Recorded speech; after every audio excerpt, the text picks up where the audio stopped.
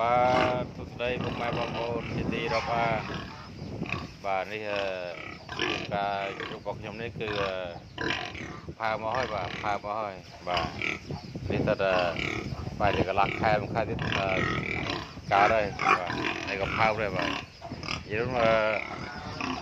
ទឹក3ហ្នឹងផើអស់បាទនេះក៏ផើណាស់មែននេះមែនក៏ផើដែរអូខេបាទមែនក៏ផើដែរមែនទូចគេបាទរៀនទូចជាងគេណារៀនទូចបាទរៀនធំជាងគេមែននេះក៏តូចដែរនេះតូចដែរ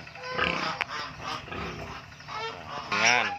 ក៏ចាំដែរងានពងវាចាស៊ីអស់ពងវានេះផើដែរណានេះក៏ផើដែរអានេះចិត្តការដែរចិត្តការដែរមែននេះចិត្តការដែរនេះវាមក5ថ្ងៃទៀតផើកើតហើយនៅក៏ផើហើយបងដេកនោះផើហើយណាបើតើពុកម៉ែបងប្អូនចំណាអារម្មណ៍មួយចាំមើលខ្ញុំធ្វើវីដេអូក្រោយទៀតហ្នឹងហើយតែកើតខ្ញុំធ្វើវីដេអូទៀត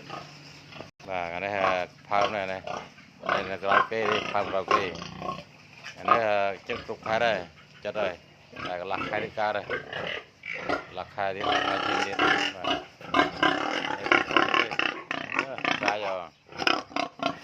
កាយបាយហ្នឹងហើយជាមួយខ្ញុំធ្វើវីដេអូក្រោយទៀតដើម្បី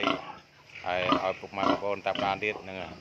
ព្រោះតែកើតខ្ញុំធ្វើវីដេអូម្ដងទៀតបាទអរគុណ